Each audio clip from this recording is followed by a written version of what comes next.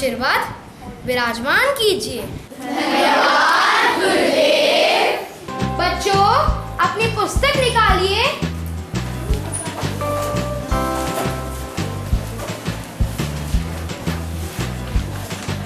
आपकी भी परीक्षा बहुत नजदीक आ चुकी है। आपकी तैयारी अच्छे से तो चल रही है ना? जी गुरुदेव।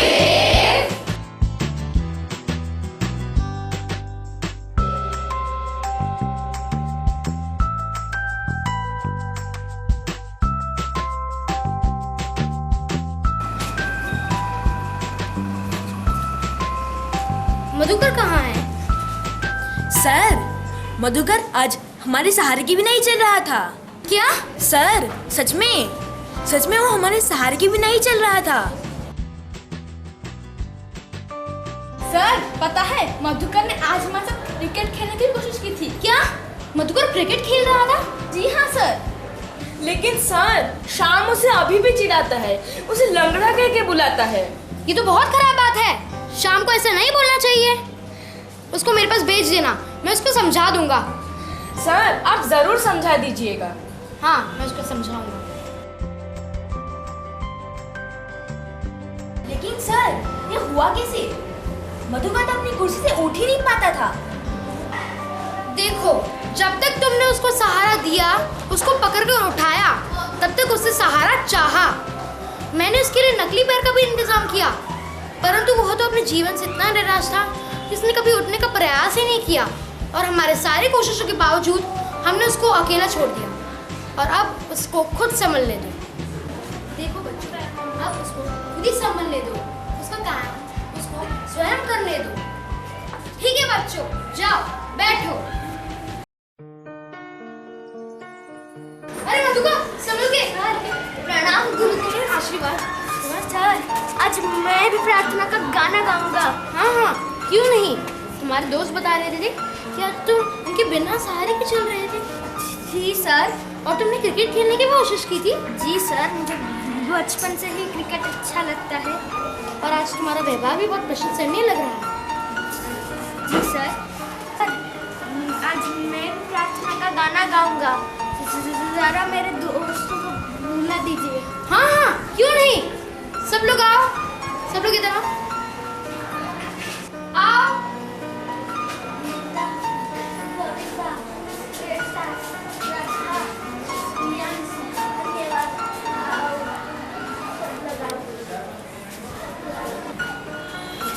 सर मुझे छोड़ दीजिए, मैं खड़ा हो सकता हूँ। ठीक है, ध्यान से खड़े आराम से। लता वृक्ष सखम सरिता मधुर समृद्धा, मानव तुम्हें बदलना होगा, पल पल तुम्हें बदलना होगा। मधुकर तुमने तो बहुत अच्छा गाया। मैं तुमसे बहुत खुश हूँ।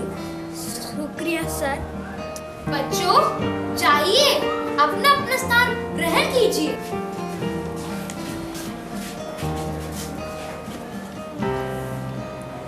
सर मानव को अग्नि, चेतना, लता और वृक्ष सा बनना है, इसका क्या मतलब हुआ? इसका यह अर्थ हुआ कि हमें ऐसा बनना होगा जिसमें हमारे अंदर जोश भी हो और स्नेह भी हो। बच्चों हमने मनुष्य रूप से जन्म लिया है, तो अवश्य कुछ न कुछ कार्य तो अच्छा करके दिखाना ही होगा। सर तो क्या हम यह कार्य कर सकते हैं? हाँ क्यों नहीं, हम ये कार्य कर सकते हैं। सर यह कैसे होगा? आओ मधुकर, आओ। आज तो तुम्हारा व्यवहार बहुत प्रशंसनीय रहा। तुमने आज प्रेयर भी बहुत अच्छे से गाई। सब लोग इसके लिए तालियां, सब लोग इसके लिए तालियां बजाओ।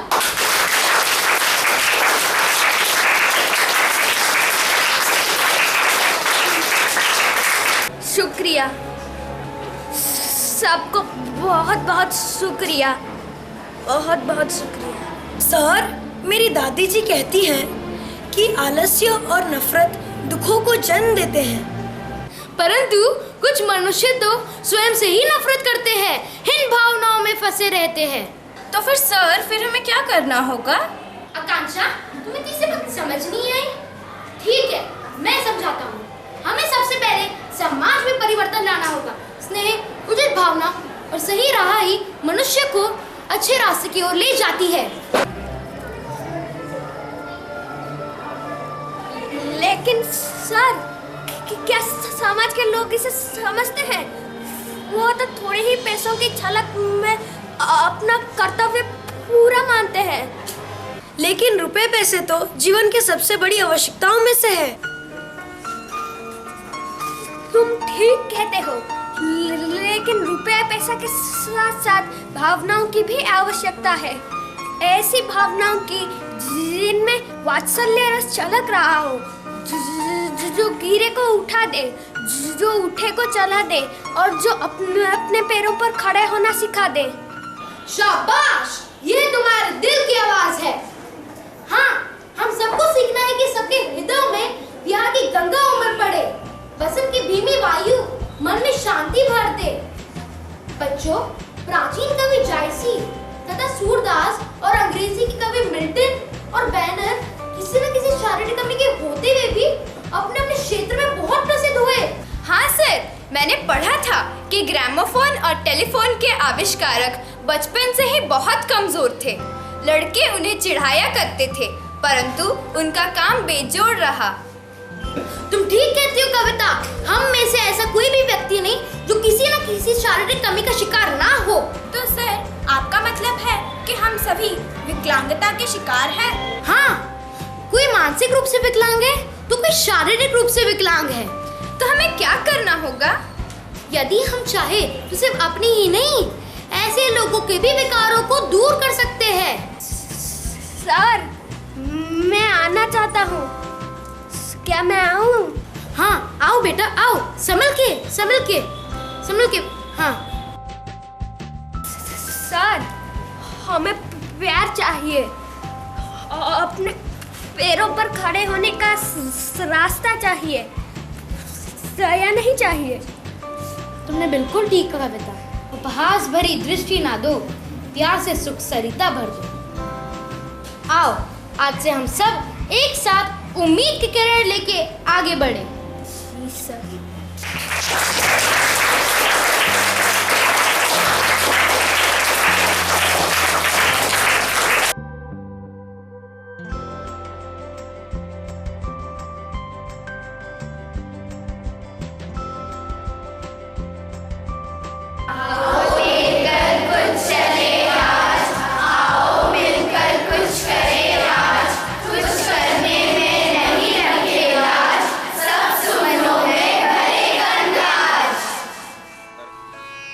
इस नाटक में विकलांग बच्चों और उनके माता पिता की निराशा को दूर करने का प्रयत्न किया गया है। गाने, बातचीत, संगीत और उपमाओं के माध्यम से ये संदेश देने का प्रयत्न किया गया है कि विकलांगों के प्रति केवल दया दिखाना ही काफी नहीं है, हमें उन्हें अपने पैरों पर खड़ा होने में सहायता करनी चाहिए।